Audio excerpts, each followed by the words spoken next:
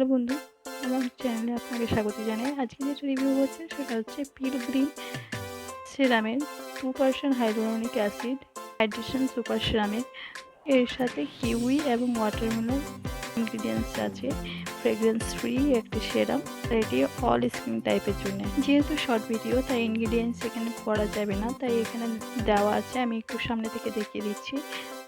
এটার প্রাইস হচ্ছে 545 টাকা এবং শেলফ লাইফ হচ্ছে 2 বছরের। এটা হচ্ছে 30 ml এবং sulphate, paraben, mineral oil free.